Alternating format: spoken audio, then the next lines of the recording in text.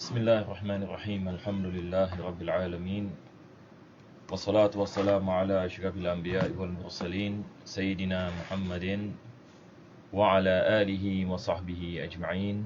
Alhamdulillah, we begin our lesson tonight by praising Allah subhanahu wa ta'ala for this opportunity for us to continue, and we pray that Allah make this lesson as a reason of benefit and as a reason where our sins are forgiven. May Allah subhanahu wa ta'ala protect us from all difficulties, trials and tribulations, and may Allah subhanahu wa ta'ala answer our prayers inshallah, and bless us with iman and taqwa and husnul khatima, ameen ya rabbal alameen. In our last lesson in the Aqaid of Al-Imam Nasafiyyah, we are still in the muqaddimah of Al-Imam At-Taftazani, and we spoke about the difference between the foundations of Islam and the branches of Islam. So the foundations in English, in Arabic, we call it al-usul, whereas the branches is al-furu'. So the knowledge when it comes to the foundations of this religion of Islam is known as al-Aqeedah, whereas the branches are known as the knowledge of fiqh. So we spoke about this differentiation, and these are the two main knowledges that Al-Imam Taftazani mentioned. And the knowledge of fiqh has its own definition. The knowledge of Aqeedah, knowledge of Kalam, has its own definition, and they are interrelated. That the branch of this knowledge is from the foundations that it goes back to the knowledge of Al-Aqeedah or Al-Kalaam. So inshallah we will go back to our book, and we do a bit of revision inshallah before we continue to the next part. So in our last lesson we are speaking about this aspect, where we spoke a bit about history, where the author was speaking about the Sahaba and the Tabi'in, the early scholars of Islam and the early Muslims. They do not have any issues in during their time to deal with different ideologies within the Islamic faith and outside of Islam. In the early stages during the time of the Prophet sallallahu alaihi wasallam, especially there were not many disagreements amongst the Muslims due to the presence of the Prophet sallallahu alaihi wasallam and the blessing of this companionship that they have with the Prophet himself. This is what he mentioned: li safa'i aqaidihim bi barakati sohbati nabi alayhi salam wa qurbil ahdi bi zamanihi, and the fact that they are very near to the time of the Prophet sallallahu alaihi wasallam, wa liqillati al-waqa'i wal ikhtilafat, where there is little disagreements amongst the Muslims during that time. Wa tamakkunihim min al-muraja'ati ila thiqat. There is a mistake here for those who have this copy of the book. It is thiqat, yeah. It is thiqat not thaqafat. This is a mistake. There is also a mistake here in spelling. This mustarnina, not mustarnina. This is what you call it. The letters jumble up. So it's mustarnin, and it comes from the word istarna. And just for the sake of some correction. So their ability to go back to the thiqat. Thiqat are scholars who trusted by their knowledge. Mustaghnina an tadwin al-ilmain. They are not in need to gather those knowledges in books in the form of writings, and due to the fact that they have a lot of scholars that were present during their time. And likewise, wa tartibihima abwaban wa fusula. They are not in need to compile these two knowledges, the knowledge of the foundations and knowledge of the branch, as what we mentioned earlier. It goes back to the knowledge of Aqeedah, knowledge of Kalam, and knowledge of Fiqh. So we find, for example, during the time of the Sahaba radiallahu anhum, the knowledge of Aqeedah and knowledge of Fiqh is not compiled yet. It is not any compiled as what we have today. So they inherit that knowledge from the Prophet sallallahu alaihi wasallam, and then goes back to the Tabi'in. And then he mentioned وَتَرْتِيبِ أَبْوَابِ وُصُولًا وَتَقْرِيمَ مَبَاحِثِهِمَا فُرُوعًا وَأُصُولًا. So they are not in need to expand this form of writings, to specifically mentions what are the foundations and what are the branches. Ila an hadasatil fitanu بين المسلمين, until there is a trial that occur between the Muslims, وغلب البغي على أئمة الدين, and the leaders of the Muslims were criticized by the coming of all these sects that are deviated from the truth. وظهر اختلاف الآراء والميل إلى البدع والأهواء, and when people start to incline towards their evil desires, and started to deviate from the straight path. وكثرت الفتاوى والواقعات, and there are many fatwas issues due to the happenings that occur in many of those cases. وَرُجُوعُ إِلَى الْعُلَمَاءِ فِي الْمُهِمَّاتِ, and the need to return to the ulama for explanations on those issues. فَاشْتَغَلُوا, so they begin to busy themselves بِالنَّظَرِ وَالْإِسْتِدْلَالِ وَالْإِجْتِهَادِ وَالْإِسْتِنْبَاطِ.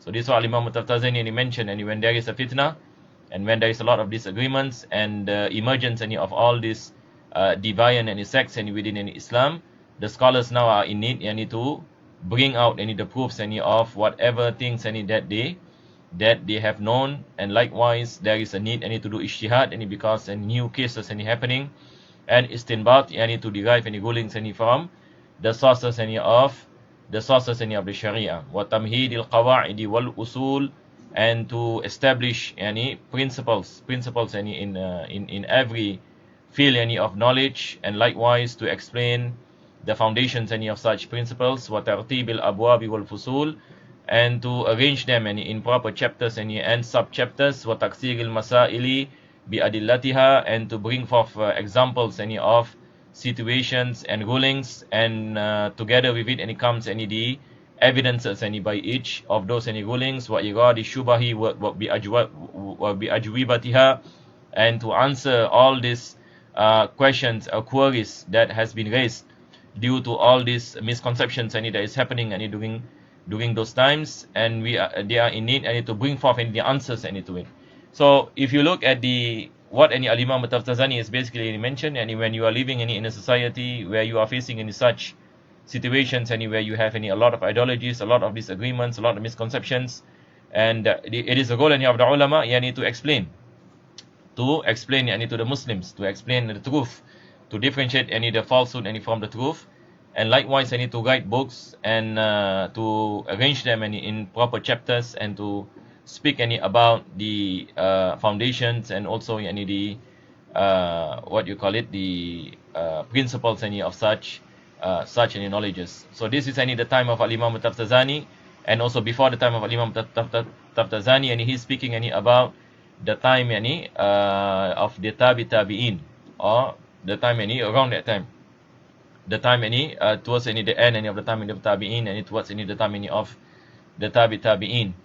And the situation got worse, and if you study any history, you will find many other sects that came after the time of the Salaf, the time of the pious and the predecessors, during the time of the 500 Hijriya, and the time that we are living now in Jama'ah.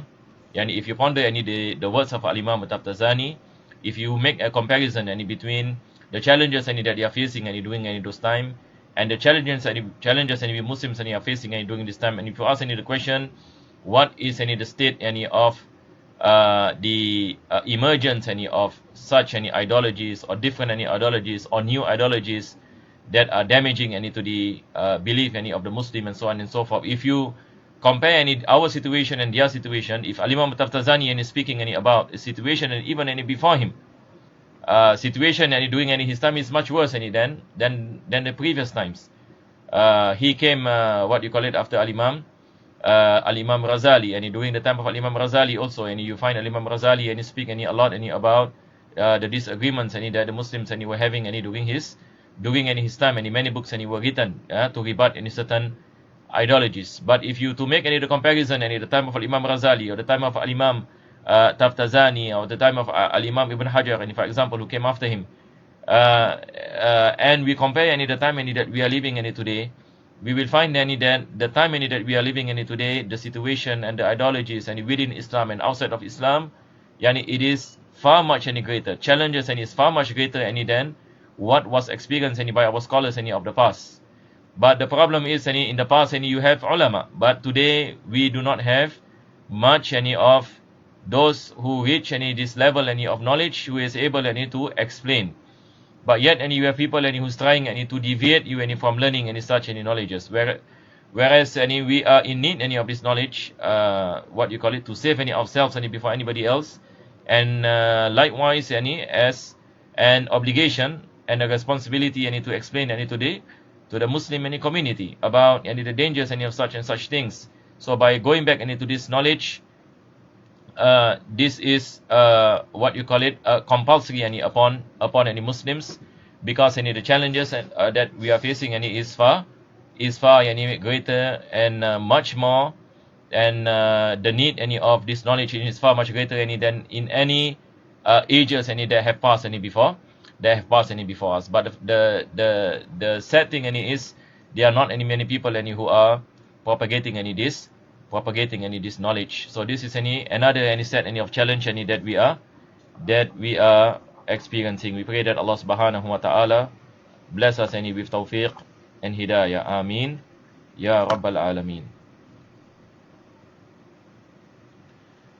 So basically this is a revision. We spoke any about this in our last any lesson. So here Imam Tafzani any is explaining any about some any a bit any about history. So that is why it is important any for us any to read any about history. So when we are studying any Aqeedah or Fiqh, we have any to read any history during the time of the Prophet ﷺ, after the time of the Prophet ﷺ, what happened during the time of the Tabi'in, during the time of Tabi'in, and those any who came any after the Tabi'in, until any today. So we should have like a general any understanding any about the course any of history any that happens before any our time up to the present day. So it is any very crucial, so that we are able any to understand what is exactly any the situation any that we are living in comparison any with the situations of other scholars any before us. So now what you call it, we will continue to the next part. After that any he speaks any about the importance any of having terminologies, and he said وتقصير المسائل بأدلتها وإيراد الشبه بأجوبتها وتعيين الأوضاع والاصطلاحات. The importance any to come forth in terminologies, وتبيين المذاهب والاختلافات, and the formance any of these schools any of thought, and to pinpoint any the differences any amongst any the Muslims any that occur, due to a lot any of the disagreements any that emerged. طيب. So this is any going to be our lesson any today. The author any mentioned وَسَمَّوْا مَا يُفِيدُ مَعْرِفَةَ الْأَحْكَامِ الْعَمَلِيَّةِ عَنْ عَدِلَّتِهَا بِالْفِقْهِ. So now there is a differentiation now. There is a need any to differentiate knowledges. So the importance any of defining each any knowledge any by its own any definition, and so that any to differentiate from other any knowledges. Because any when there is any confusion, then we are in need any to define. We are in need any to come forth any explanations, and to arrange any those any explanations in what you call it, in order. So he mentioned any that the knowledge that speaks any about Ahkaam al-Amaliyah. I think last week any I spoke any about the definition of the knowledge in your fiqh. So again any I will repeat the definition in your fiqh is al-ilmu bil ahkami syar'iyyati al-amaliyyati al-muktasabu min adillatiha at-tafsiliyah. This is the definition of the knowledge any of fiqh. So the knowledge any of fiqh and it speaks any about actions. The knowledge any of fiqh it is knowledge any that speak any about the rulings that are related any to the actions any of the mukallaf. Al-muktasabu min adillatiha tafsiliyah, and it is derived from specific evidences. Whereas the knowledge of Usool-ul-Fiqh, it is derived any from or it is related any to evidences that are general.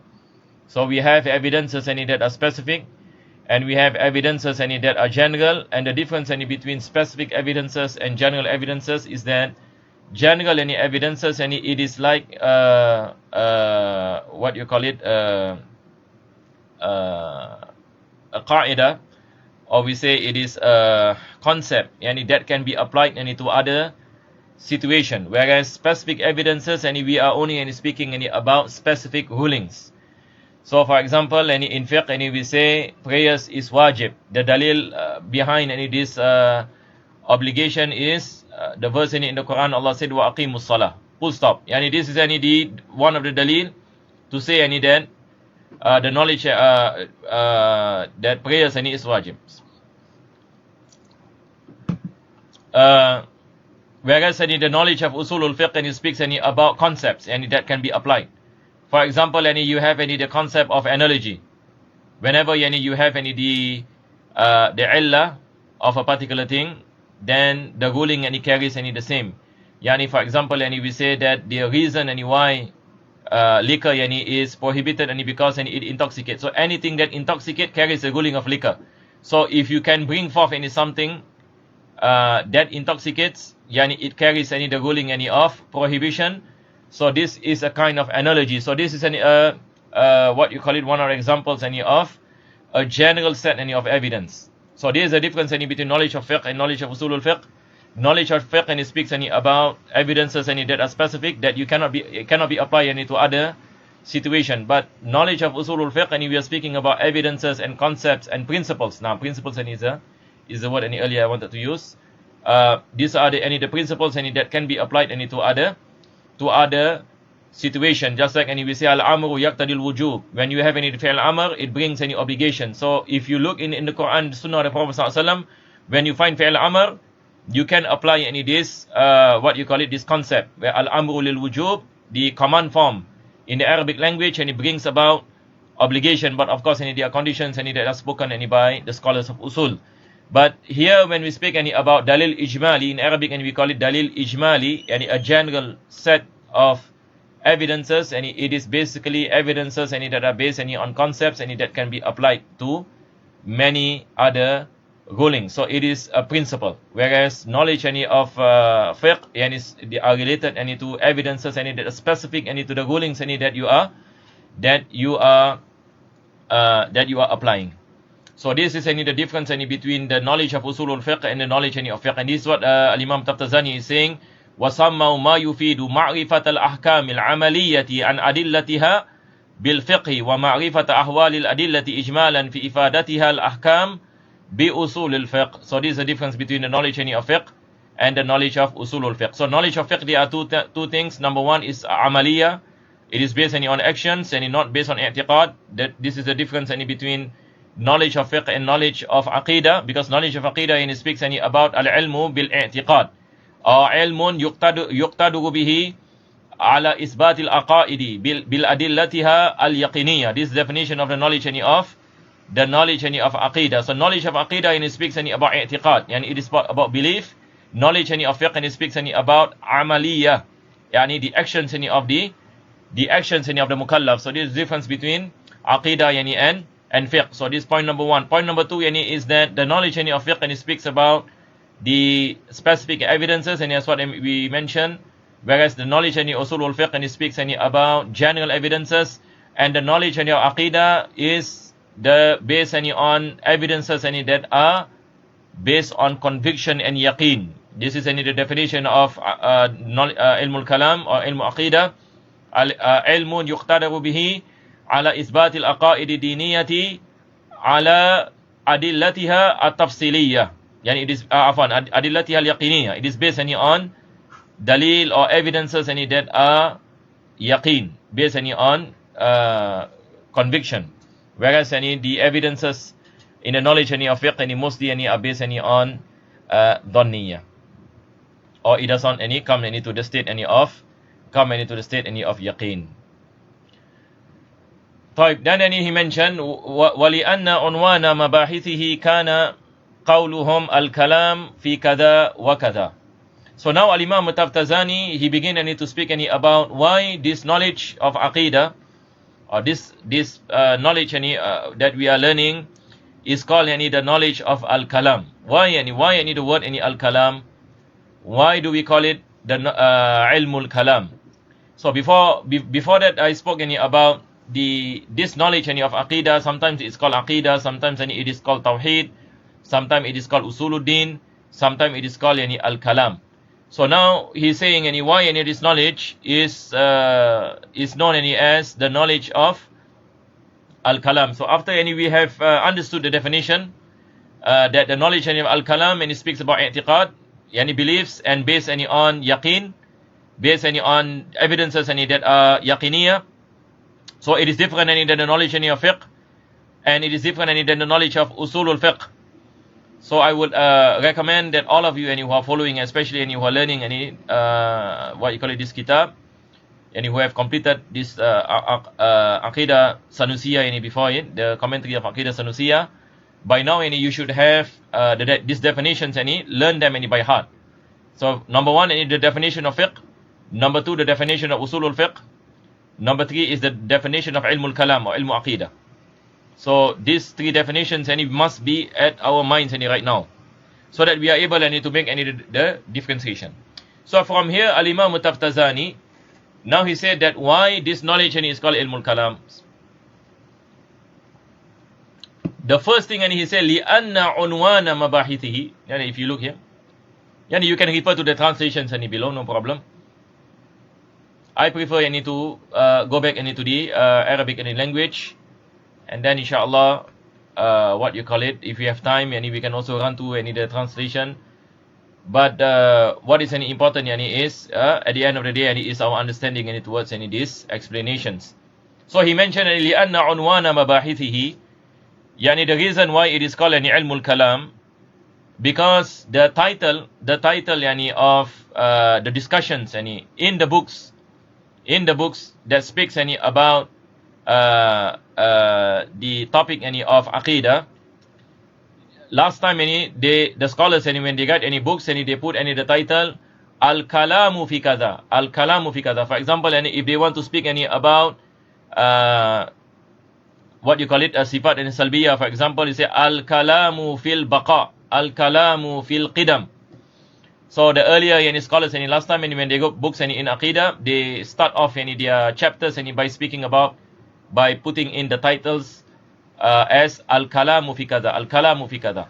Al-Kalaam fi al-wujud, Al-Kalaam fi mukhalafati lil-hawadith, and so on and so forth. So because of that, this knowledge is known as the knowledge of Kalam. So this is one of the reason. Number two, he said, وَلِأَنَّ مَسْأَلَةَ الْكَلَامِ كَانَ أَشْهَرَ مَبَاحِثِهِ. Number two, the reason why it is called the knowledge of Al-Kalaam, because the explanations on the Kalam of Allah subhanahu wa ta'ala, of course, Ahl-Sunnah mentioned that Kalam of Allah is an attribute of Allah subhanahu wa ta'ala, one of the sifat al-ma'ani. And the explanations of Kalam is the most lengthy explanations of all the attributes of Allah subhanahu wa ta'ala, due to differences that were present around this notion or this explanation about the meaning of the Kalam of Allah subhanahu wa ta'ala. And due to that lengthy explanations and many differences amongst the sects within Islam, with the Mu'tazilah, with the Mujassima, and other factions of Islam. So this knowledge is known as the knowledge of Al-Kalaam, because it is the most famous chapters within this knowledge. حتى أن بعض المتغلبة قتل كثيرا من أهل الحق لعدم قولهم بخلق القرآن. Then Al-Imam Taftazani mentioned something that happened in the past, where some of these sects of the Mu'tazilah, when they were given the power in the Khilafah, or in the Islamic governance last time, so they used to kill a lot of the scholars of Ahl-Sunnah. They kill a lot of the scholars of the truth. And this is what he said, حتى أن بعض المتغلبة قاتل كثيرا من أهل الحق لعدم قولهم بخلق القرآن. Why do they kill them? Because they are not agreeable by their the divine ideology, to say that the Quran is a creation, that the Quran is makhluk. And this is the ideology of the Mu'tazilah in reality. The Mu'tazilah, they believe that the Quran is a creation, and they enforce people to believe what they believe. So during the time of Al-Ma'mun, and if you read any history, for example, during the early Abbasid period, after the death of Harun al-Rashid, this fitnah appeared. This fitnah appeared, and it was during the time of Imam Ahmad ibn Hanbal radiallahu an, and the Mu'tazila, they were given authority as the Mufti and Qadi of the Abbasid and Caliph Al-Ma'mun, who is one of the sons of Harun al-Rashid. So during that particular time, it was Ibn Abu Du'ad who was the Qadi during that particular time. So he informed the Khalifa to enforce all Muslims, including the ulama who live in Baghdad and especially in Iraq. All of them has to abide by this ideology, that to anyone who opposes has to be imprisoned and has to face death. So it was an enforcement, and it was what you call it, basically they are enforcing this ideology towards the people. So here Al-Imam Taftazani is speaking about something that happened in history, where a lot of the scholars of Islam were killed just for the fact that they refused to accept this kind of ideology.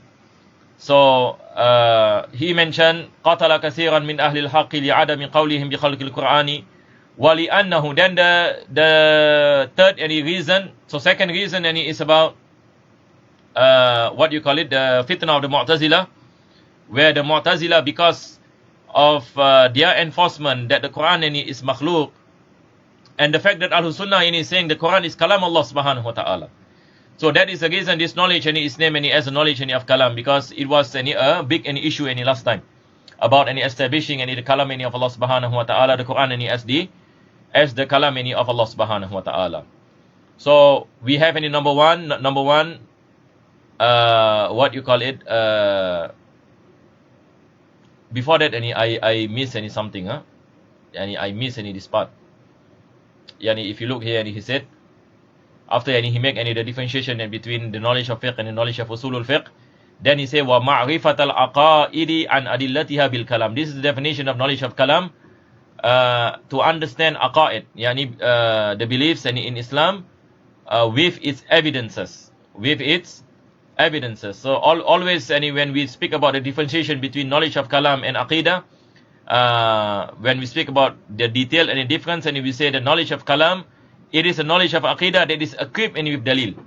It is equipped with dalil, and that dalil is built on dalil of yaqeen. So this is the thing that I miss, just what you call it, so that we don't miss anything.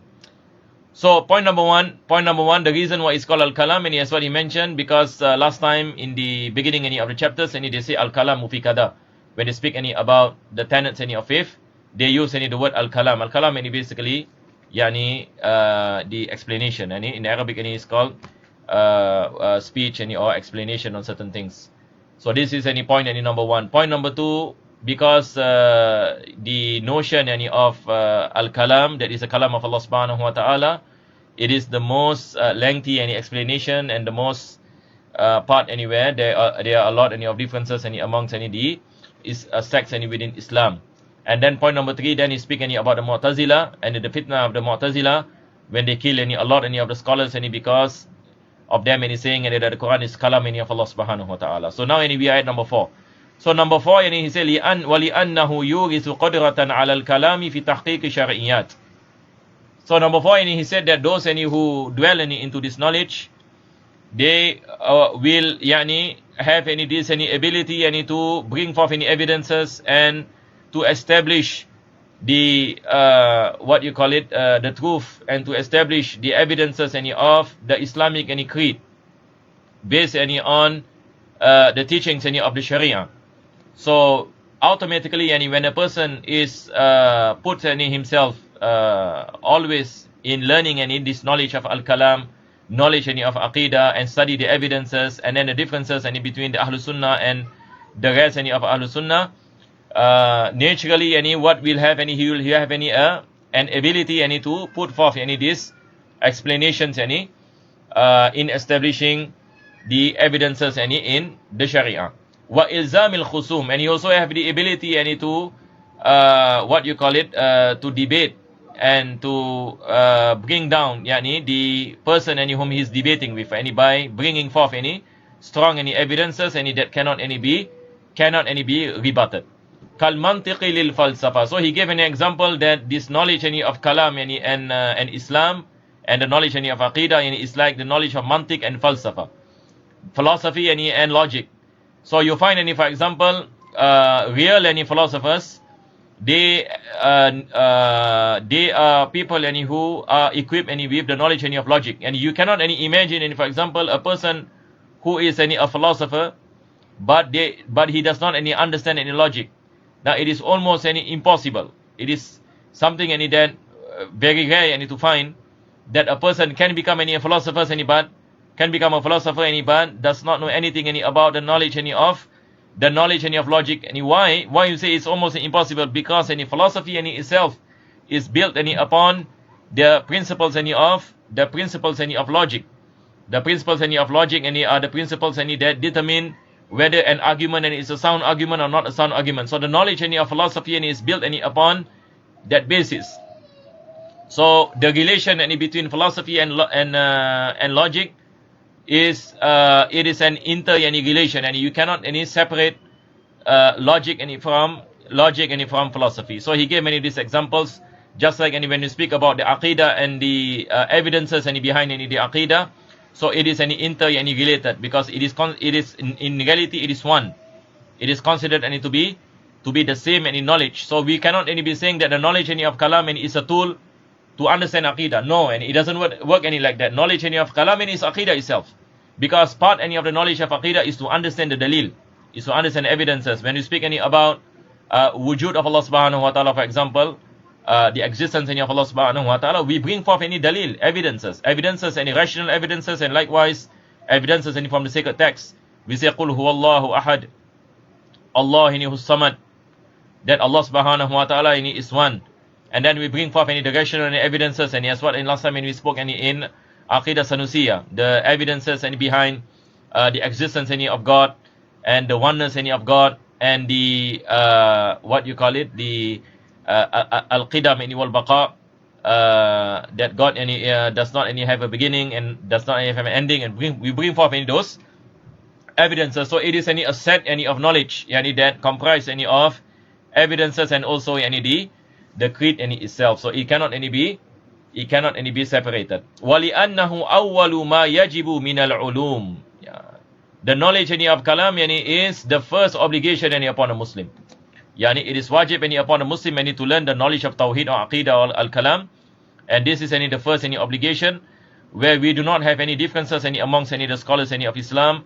You find that all the scholars of Islam, despite all differences that we have, all of them will say that the first obligation upon a Muslim is to understand the attributes of Allah subhanahu wa ta'ala, is to understand the existence of Allah subhanahu wa ta'ala, is to understand about Iman. And this is the first obligation.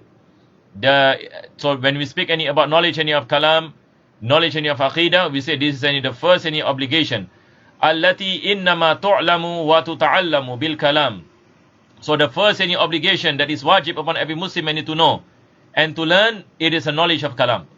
That is knowledge of Aqeedah. فَأُطْلِقَ هَذَا الْإِسْمُ لِذَلِكَ ثُمَّ خُصَّ بِهِ. And then this particular name Al-Kalaam is being specified to the knowledge of what you call it, the knowledge of belief. وَلَمْ يُطْلَقْ عَلَى غَيْرِهِ تَمْيِيزًا. So this word Al-Kalaam is specifically meant as the knowledge of creed of Islam, the knowledge of Aqeedah. So it becomes something that is specific after we take the general meaning of Al-Kalaam, because general meaning of Al-Kalaam is basically speech, or what you call it, an explanation. But once it becomes what you call it, something that is specified, where it becomes the meaning of the knowledge of Aqeedah, or learning the evidences behind Aqeedah, then it becomes specified as the knowledge of Al-Kalaam, that is the knowledge of beliefs in Islam. وَلِأَنَّهُ إِنَّمَا يَتَحَقَّقُ بِالْمُبَاحَثَةِ وَإِدَارَةِ الْكَلَامِ مِنَ الْجَانِبَيْنِ. And likewise, the reason why it is called Al-Kalaam, because this knowledge we are in need of a lot of research, because when we speak about understanding evidences behind the creed of Islam, the tenets of faith, and at the same time in explaining those evidences and rebutting certain ideologies that are against the Islamic any beliefs. So it requires any a lot of mubahatha, yani a lot any of research and a lot any of engagement yani between two parties. Yani engagement any between not only any understanding any the Islamic any faith, but also understanding the what you call it, the ideologies any of the other party, so that any we are able any to establish any the truth and to rebut the falsehood.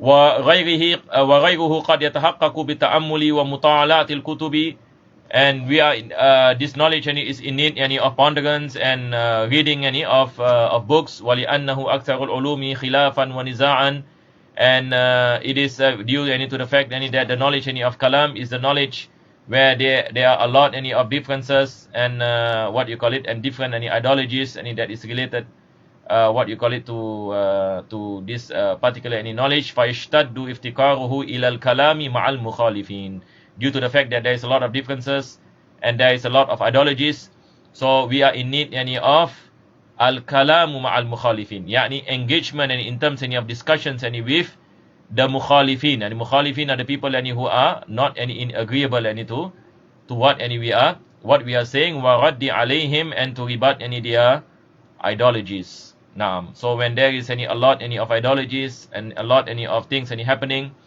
so the mutakallim any the one any who is busy himself any with the knowledge any of al-kalam, so he is in need any of this any engagement, and not necessarily any engagement any in terms of dialogue, but also in the engagement any in terms of writing and explanations. So that is why it is named any as al-kalam, because al-kalam ma'al mukhalifin, yani outwardly any it is what you call it, engagement and discussions any with the other side, yani the others any who are opposing. وَلِأَنَّهُ لِقُوَّةِ أَدِلَّتِهِ صَارَ كَأَنَّهُ هُوَ الْكَلَامِ, and the fact that the knowledge any of a kalam any due to the fact that the evidences any are profound and strong, then we say in Arabic هذا هو الكلام, yani this is the word. So it shows any that the strength any of the arguments and the explanations any of this particular knowledge. كأنه هو الكلام دون ما عداه من العلوم كما يقال للأقوى من الكلامين هذا هو الكلام. Because in the Arabic language, and when you have a debate, and for example, and you find, and for example, and the first arguments and are much stronger than the second argument in Arabic, and you say هذا هو الكلام, and this is the kalam, and meaning this is the truth. So this is any one of the reasons and why this knowledge and is named as the knowledge and of al-kalam. وَلِأَنَّهُ لِابْتِنَائِهِ عَلَى الْأَدِلَّةِ الْقَطْعِيَّةِ الْمُؤَيَّدِ أكثرها بالأدلة السمعية أشد العلوم تأثيرا في القلب. And another reason, and one of the last reason, and Al-Imam Taftazani, and he mentioned the fact and that the knowledge and of Kalam, and knowledge and of Kalam, and he speaks and about evidences and that are based on qat'iyya or yaqeen, based and on conviction, and it is also related and to the evidences and that are sam'iyya, and basically evidences and that are what you call it, in the form any of revelation, and that speaks any about the unseen, that speaks any about the things any that is unseen, and how any we establish evidences any in the obligation any to believe any on those unseen creed or tenets any of faith. So it is any the ashaddul ulumi ta'thiran, it is the knowledge any that has the most any effect any in the heart of a human being. wa taralghulan bihi فَسُمِّيَ بِالْكَلَامِ مُشْتَقِ مِنَ الْكَلْمِ وَهُوَ الْجَرْحِ. So the word any al-kalam, it comes any from the word al-kalam, yani meaning injury. Yani the reason is that this knowledge any of kalam any cause a lot of effect any to the heart, cause any a lot of effect any to the heart, to the fact that the evidences any are strong and profound, and convinced that a person what you call it is affected any a lot any by this knowledge and this any evidences.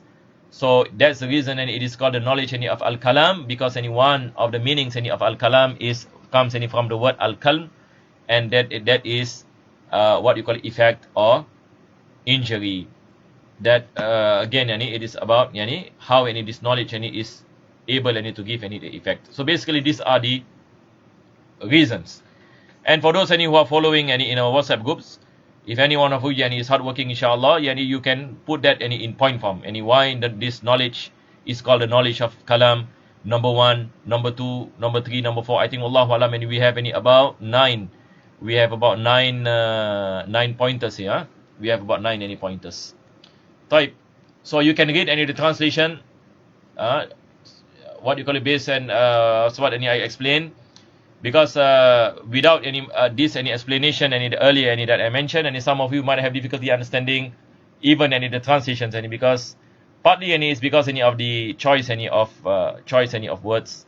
But if you understand my explanation, and inshallah there will be no problem in understanding basically what is written.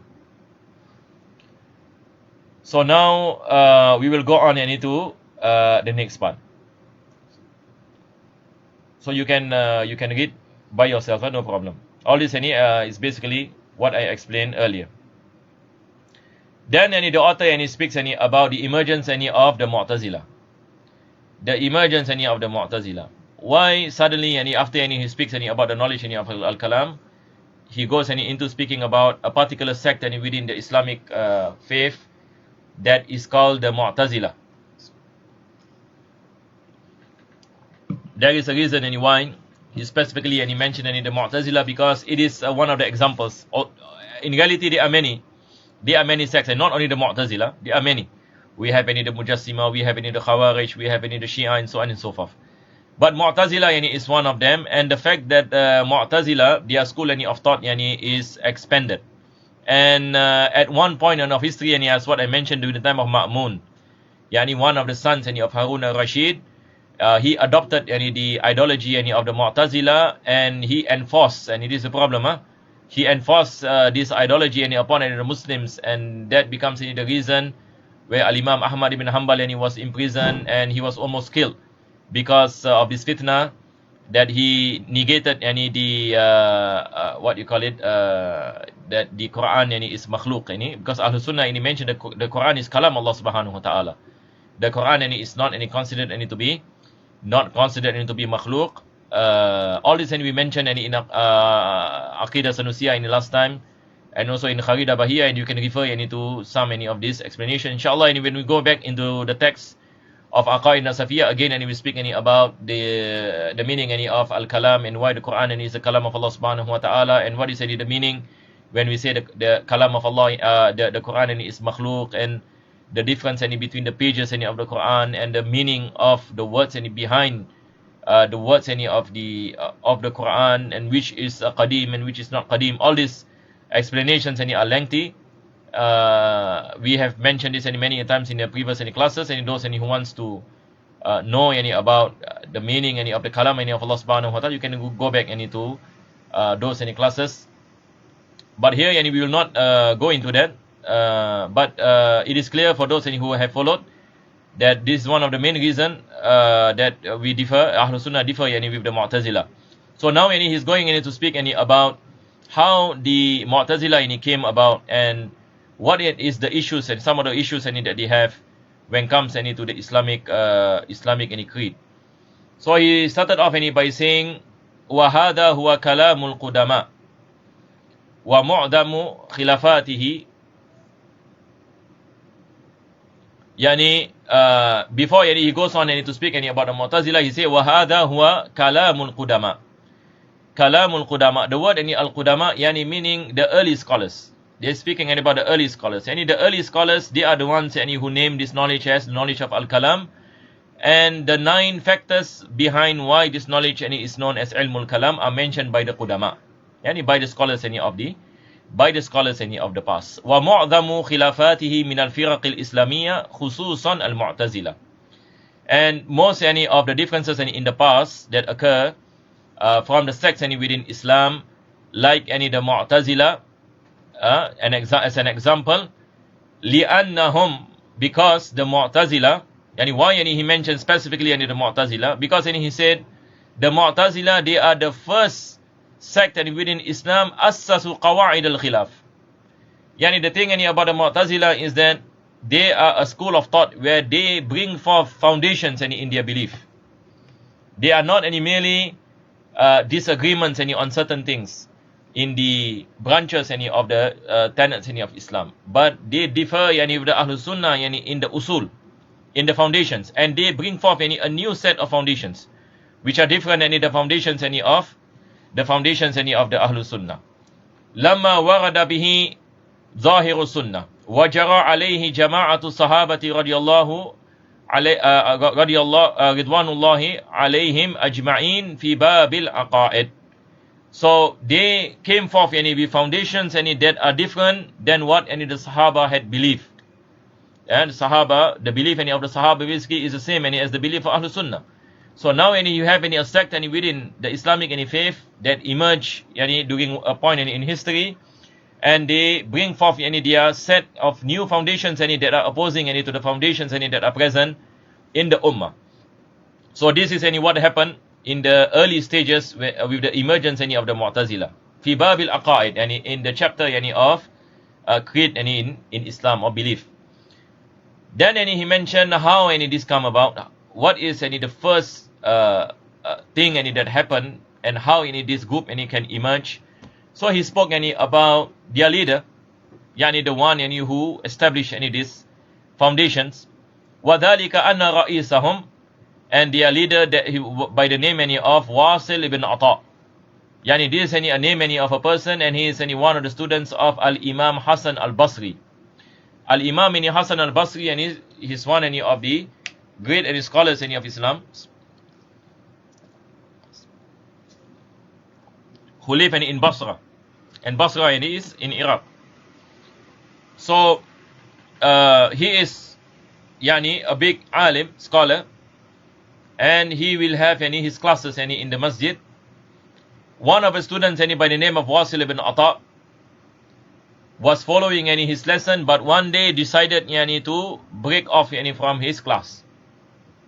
Just like for example, you have a teacher, and then you have a student that you have been teaching, and then suddenly the teacher, for example, speak about something, the student does not agree. So the student says to himself, I will not follow this lesson anymore. I will not follow this lesson anymore. And then open up another class of his own to speak about his what you call it, beliefs, or his the things that he wants to propagate. So this is what happened. The author mentioned i'tazala majlis al-Hasan al-Basri. So now we have to pay attention to the word i'tazala. What is the meaning of the word i'tazala? You see, in the Arabic language, i'tazala when you distance off from something. That's why we have the word uzla. In Arabic, we have the word uzla meaning to be in seclusion, to distance yourself from people. So the word i'tazala meaning ibta'ada 'anil nas, you go away from people. But here i'tazala majlis al-Hasan al-Basri, he goes away from the class. Majlis here meaning class, like a halaqa. He decided to quit attending the class of al-Hasan al-Basri rahimahullah. Why? What is the reason? He has some unhappiness in him and disagreement with the Imam Hasan. And what is the reason behind this agreement? Because Al-Imam, he mentioned, Inna murtakib al-kabirati laysa bimu'minin wala kafir. Because Wasil ibn Ata, he believes that if a person commits a major sin, he cannot be considered to be a believer. No, he is a kafir. He cannot be considered to be a believer or disbeliever. Ajib. Imagine a person commits zina, na'udhu. Zina is a kabira. Kabira meaning a major sin. So when a person, when a mu'min, meaning a person who believes in Allah subhanahu wa ta'ala, Muslim he commits zina.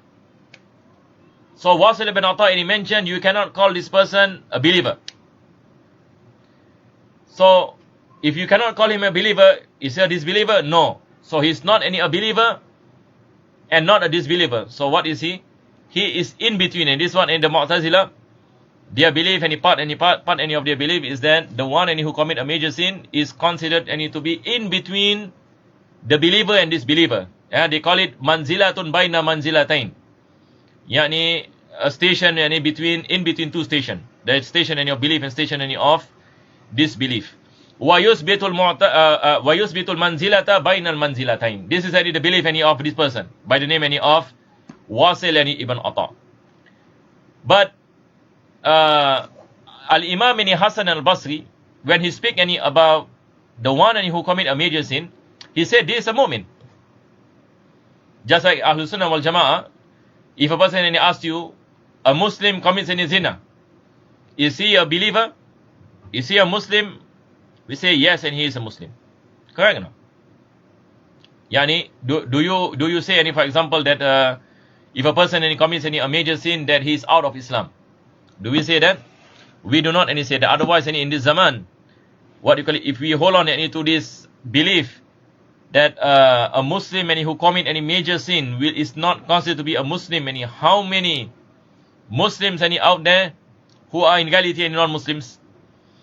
This is the belief of the Khawarij, another extreme sect within Islam, who believes that those who commit major sin is a non-Muslim. But the Mu'tazila, they are not saying non-Muslim. They are saying there is a station between Iman and Kufr. So he is in between in that particular station. The Ahlul Sunnah is saying that if a person commits a major sin, he is a mu'min, but his Iman is weak. His Iman is weak.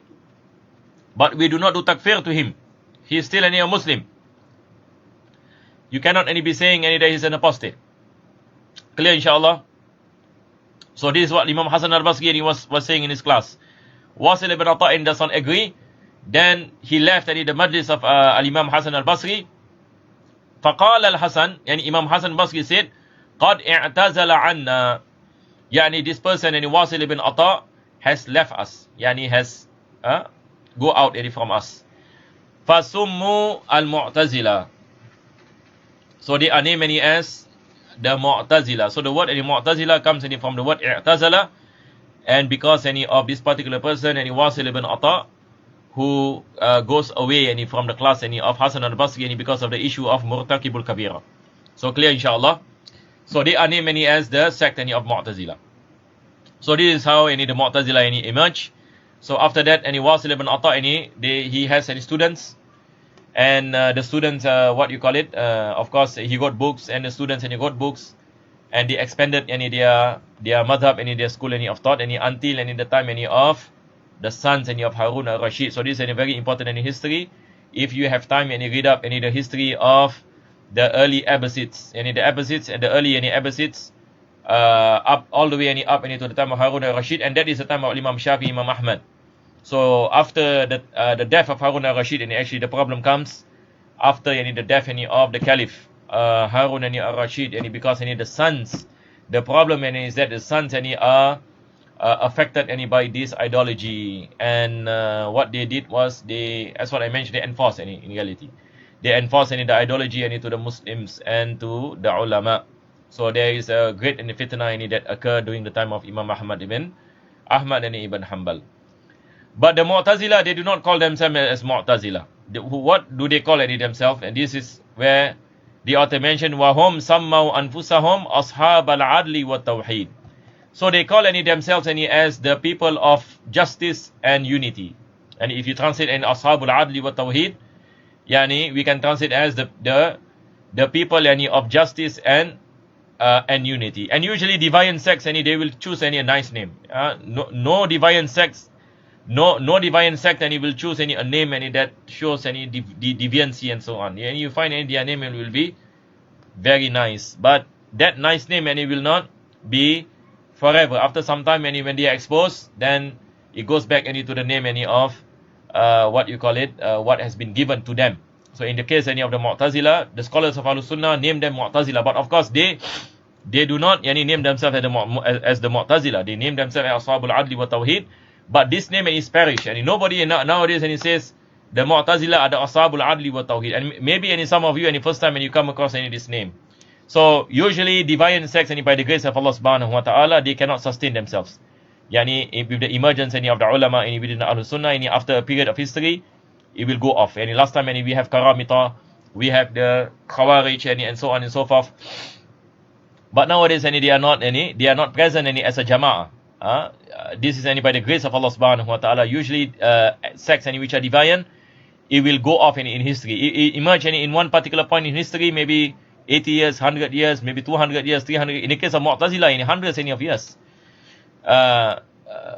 Then after that, the name is perish, no what you call it, group, is name as Mu'tazilah, and nowadays you don't find the Mu'tazilah as a name of a group who abide by that definition.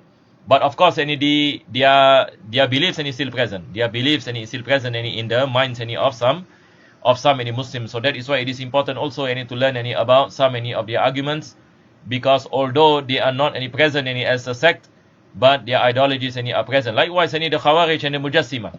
The Khawarij, they don't name themselves as Khawarij. Last time, during the time of Sayyidina Ali bin Abi Talib, the Khawarij are present. But they don't say, I am Khawarij. Nobody will have then, what you call it, will be that, come into that situation to say that they are Khawarij. Khawarij meaning someone who goes against the Imam. Someone who go against the Imam. So they name themselves as the people of Tawhid, or the people of the pious and the predecessors, and so on and so forth. But after some time, they will be exposed, and they will go back into the names that has been given to them. This is the grace of Allah subhanahu wa ta'ala. And then he mentioned لِقَوْلِهِمْ بِوُجُوبِ ثَوَابِ الْمُطِيعِ وَعِقَابِ الْعَاصِي. Why do they name themselves as the people of justice and tawheed? Because they believe that the one who does obedience to Allah subhanahu wa ta'ala, it is compulsory upon Allah to give him the rewards. And it is compulsory upon Allah to punish their disobedient ones. So that is why they say we believe in justice. What is their definition of justice? They are saying that it is wajib upon Allah. It is wajib upon Allah to give any rewards and to punish the disobedient. وَنَفْيُ الصِّفَاتِ الْقَدِيمَةِ عَنْهُ. And one of the things of the Mu'tazilah that they believe is that they negate some of the attributes, some of the sifat al-ma'ani that we establish in Ahlul Sunnah. They do not believe any such attributes are the attributes of Allah subhanahu wa ta'ala. So negating any of the attributes, and also to believe in the aslah, and what you call it, believe in what is good for people, that is wajib upon Allah subhanahu wa ta'ala. All these things we have mentioned in reality in Aqeedah Bahiyya. So we spoke about the ideology of as-salih wal aslah. As-salih wal aslah. This is one of ideology of the Mu'tazilah. They come to a state where they say that it is wajib upon Allah subhanahu wa ta'ala to do what is best for human beings. Whereas Ahlul Sunnah mention Allah can do anything to human beings. Allah can punish the person who is obedient to him, and Allah can put the disobedient into the Jannah if he wants. So there is nothing that can make Allah obligated. But the Mu'tazilah oppose this understanding. So this is one of the things that they believe in, and that's the reason why they name themselves as Ashabul Adli wa Tawhid, the people of justice and what you call it, and unity. And then after that, the author speaks about the debate between Al-Imam Ash'ari and Al-Jubba'i. We do not have time to continue for tonight. But basically, Sheikh Al-Jubba'i is related to Al-Imam Abul Hasan Al-Ash'ari. He married the mother of Al-Imam Abul Hasan Al-Ash'ari, because Al-Imam Abul Hasan Al-Ash'ari, Ali bin Ismail, his father passed away when he was young. So this particular Sheikh of the Mu'tazilah, and he is a Mu'tazili, the Jubba'i, Sheikh Ali Al-Jubba'i, he married the mother of Al-Imam Abul Hasan Al-Ash'ari. So Al-Imam Abul Hasan Al-Ash'ari lived with this particular person, and he was influenced with the ideology of Mu'tazilah. And he learned, and this is his teacher, he learned the ideology of the Mu'tazilah from Sheikh Ali Al-Jubba'i. And then at one point of time, he come into a certain stage where he asks his teacher a few questions, and he is unable to answer him. And this is the point where Al-Imam Abul Hasan Al-Ash'ari moves away from the madhab of Mu'tazilah towards the madhab of Ahlul Sunnah. So Al-Imam Abul Hasan Al-Ash'ari in the initial stage of his life, and he is influenced by the Mu'tazilah, during his time the Mu'tazilah was still many, because his age is near to the age of Imam Ahmad bin Hanbal, because Imam Ahmad ibn Hanbal he passed away about the year 235 Hijriah, whereas Al-Imam Abul Hasan or 242 afwan. Al-Imam Abul Hasan al-Sharee was born in the year 265, so it's quite near, because the Mu'tazilah during that time he has a lot of influence in Iraq. So he lived in the environment where he is surrounded by the teachers of the Mu'tazilah, and one of them is Sheikh Ali Jubai, and one of the teachers of the Mu'tazilah, and one of the prominent scholars of the Mu'tazilah during his time. And then the author will speak about how Al-Imam Abul Hasan al-Sharee is able to remove himself from this ideology when he engaged in certain debates with his teachers. And then after that he has a lot of other debates with the Mu'tazilah, and he became famous for upholding the creed of the Sunnah. And there was a revival during the time of this Imam Al-Imam Abul Hasan al-Sharee, the revival of the creed of the Sunnah, after it was dominated by the Mu'tazilah. And again this is also one point of important aspect of history, that if you have the time to read about it. So inshallah because of time, we will have to stop here. I do not know if there is any questions, and it looks like there is no questions. So inshallah because this majlis we're making dua to Allah subhanahu wa ta'ala. Bismillahirrahmanirrahim. Alhamdulillah rabbil alamin. Allahumma salli wa sallim ala sayyidina Muhammad wa ala ali sayyidina Muhammad wa radha an sahabati ajma'in. Allahumma inna nas'aluka al-'afwa wal afiyata wal mu'afata daima fi dini wa dunya wal akhirah. Allahumma inna nas'aluka ridaka wal jannah wa na'udzu bika min sakhatika wan nar. Rabbana atina fid dunya hasanah wa fil akhirati hasanah wa qina 'adzaban nar. Wa sallallahu ala sayyidina Muhammadin wa ala alihi wa sahbihi wa sallam. Walhamdulillahi rabbil alamin. Taqabbalallahu minkum.